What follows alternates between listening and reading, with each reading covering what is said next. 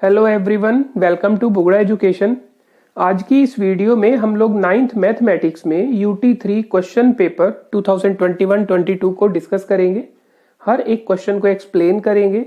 ये एकदम latest question paper है जो आज ही किसी पब्लिक स्कूल में कंडक्ट किया गया है।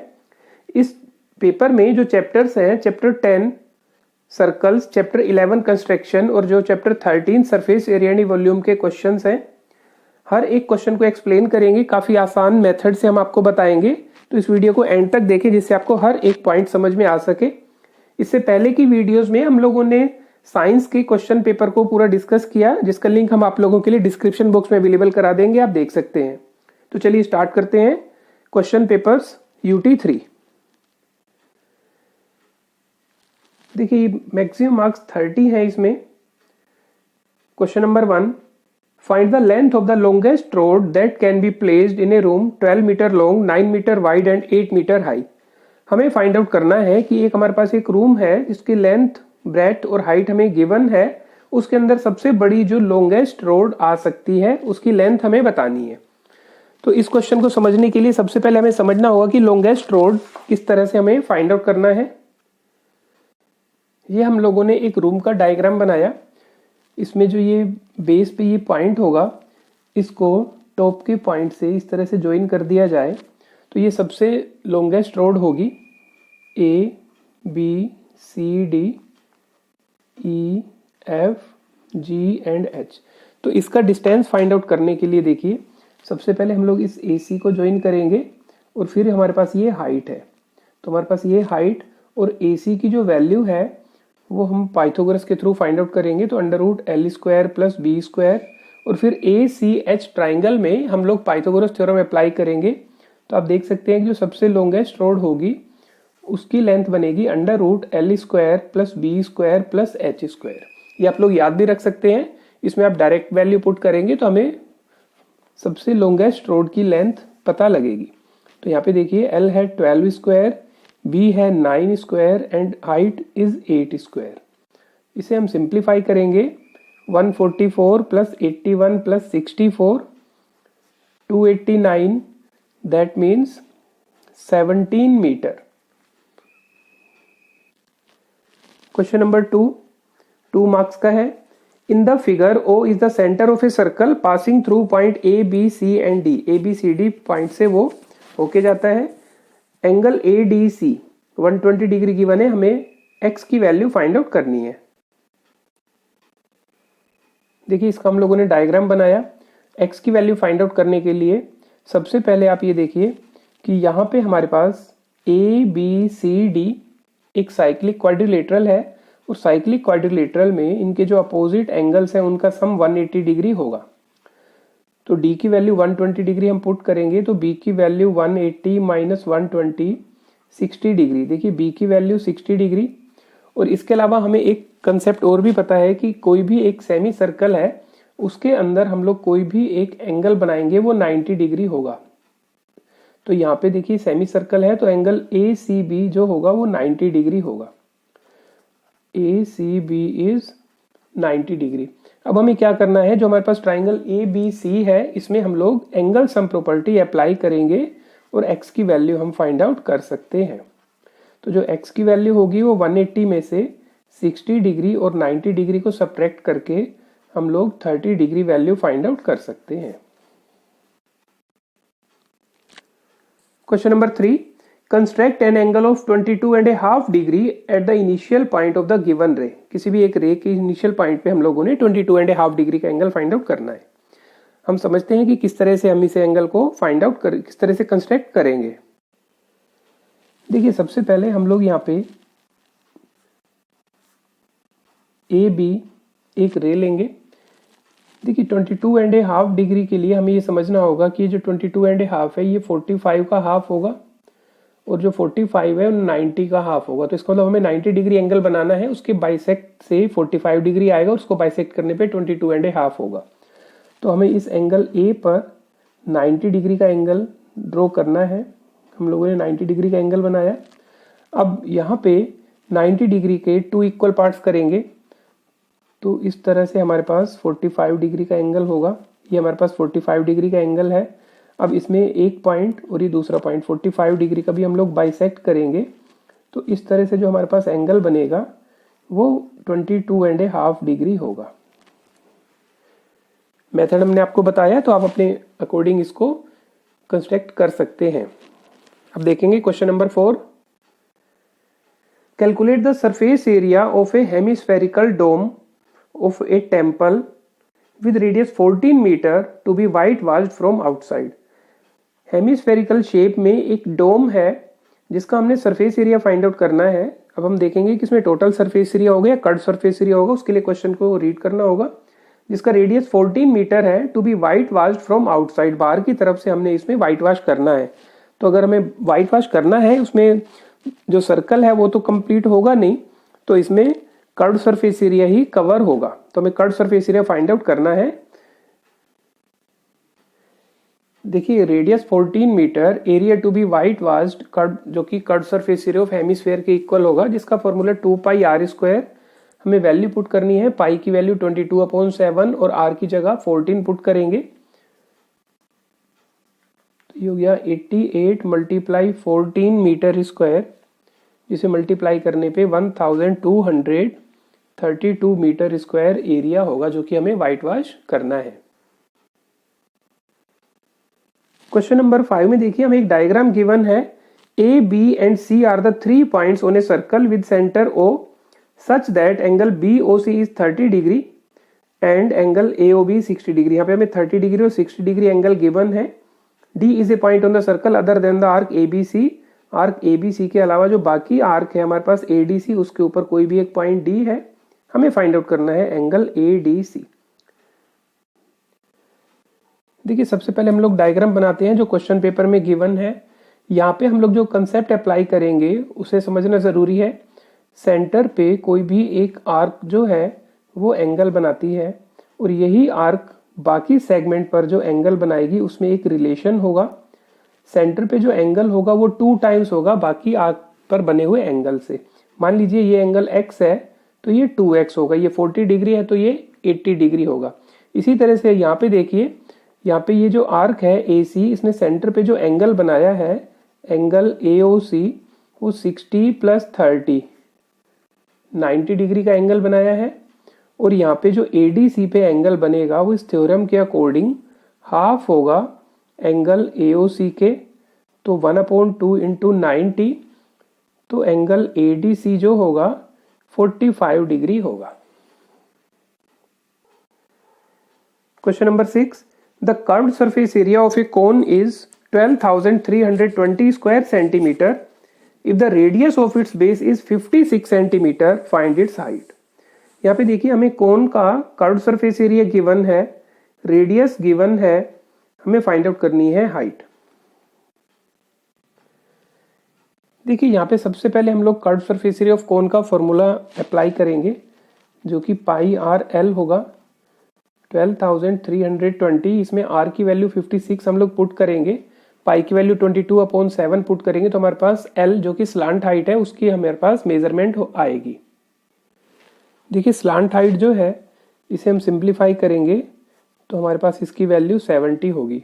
अब देखिए r हमारे पास है 56, l हमें गिवन, हमने जो फाइंड आउट किया 70, इस एक रिलेशन होगा r² + h² = l²। तो यहाँ पे हम वैल्यू पुट करेंगे 56² + h² = 70²। तो यहाँ से हम लोग लिखेंगे h² = 70² - 56²। यहाँ पे हम लोग इसे एक बार ऐड और एक बार सब्ट्रैक्ट कर सकते हैं। a² - b² का फॉर्मूला अप्लाई करेंगे, या आप इनके स्क्वायर करके सब्ट्रैक्ट भी कर सकते हैं। तो h² = 126 × 14, h² = 9 × 14 × 14। देखिए 14 का पेयर बन गया और ये भी 3 × 3 हुआ, तो height is 3 × 14, that means 42 centimetre. तो जो हाइट होगी 42 सेंटीमीटर।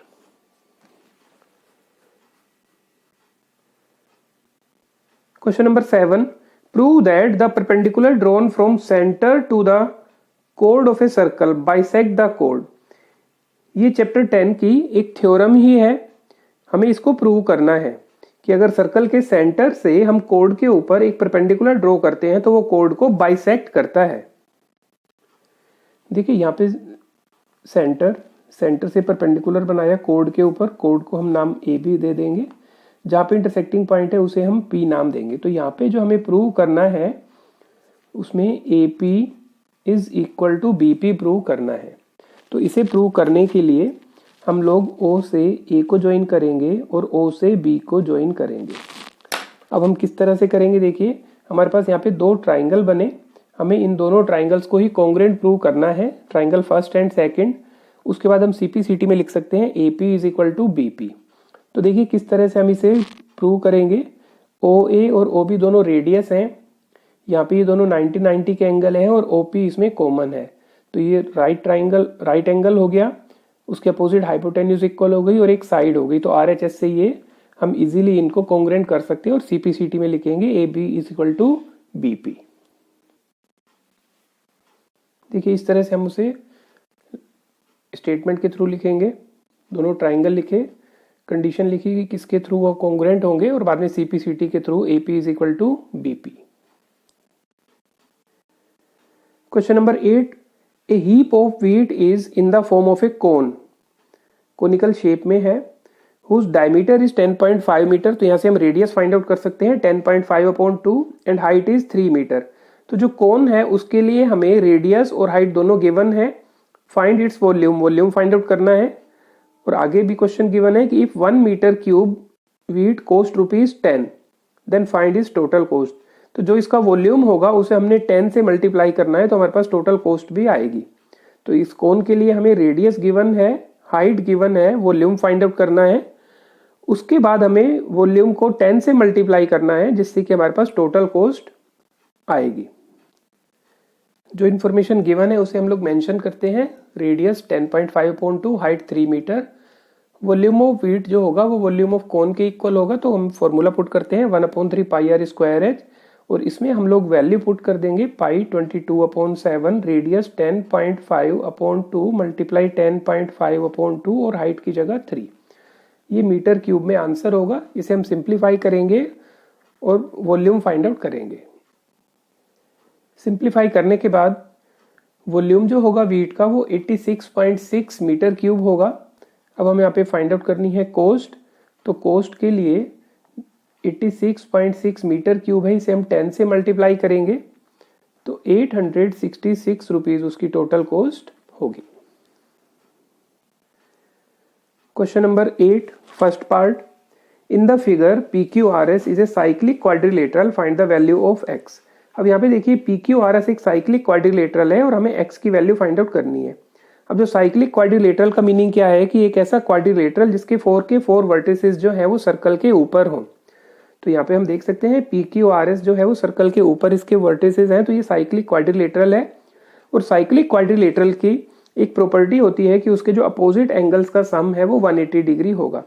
तो इस क्वेश्चन को किस तरह से अटेम्प्ट करना है वो हम इजीली देख सकते हैं। तो देखिए सबसे पहले हम PRS एक ट्राइंगल लेंगे जिसमें एंगल सम प्रॉपर्टी के अकॉर्डिंग हम लोग एंगल S की वैल्यू फाइंड आउट करेंगे। यहाँ पे जो लिखा हुआ है आप इसके अकॉर्डिंग ना देखिए, एंगल S की वैल्यू फाइंड आउट करेंगे PRS में एंगल सम प्रॉपर्टी अप्लाई करके, और उसके बाद S और Q का सम 180 डिग्री होना चाहिए तो हम X की वैल्यू फाइंड आउट कर सकते हैं। देखिए एंगल सम प्रॉपर्टी से हम लोग फाइंड आउट करेंगे एंगल S की वैल्यू 95 डिग्री। अब PQRS एक साइक्लिक क्वाड्रिलेटरल है इसलिए इसके जो अपोजिट एंगल्स का सम है वो 180 डिग्री होगा। So S plus Q is equal to 180 degree. S की वैल्यू हम लोगों ने फाइंड आउट की 95, Q की जगह X गिवन है इज इक्वल टू 180 डिग्री, तो X की वैल्यू हो गई 180 minus 95 that is 85 degree. Second part देखिए, in the given figure O is the center of the circle with chords AP and BP being produced to R and Q respectively. If QPR is 35 degree, find the measurement of AOB. यहाँ पे हमें AOB इस angle की value find out करनी है। यहाँ पे भी हम लोग कंसेप्ट अप्लाई करेंगे कि जो सेंटर पे एंगल होगा वो 2 टाइम्स होगा बाकी सेगमेंट पर बने हुए एंगल से। देखिए डायग्राम के अकॉर्डिंग अगर हम लोग देखें तो हम ये कह सकते हैं कि एंगल AOB जो होगा वो 2 टाइम्स होगा एंगल ए पी बी से। A O B is 2 times angle A P B. तो यहाँ पे देखिए एंगल ए पी बी जो है, A P B and Q R S दोनों वर्टिकल अपोजिट एंगल है, तो इसे हम क्यू पी आर के एंगल के इक्वल भी लिख सकते हैं, क्योंकि angle A P B is equal to angle Q P R by vertically opposite angles.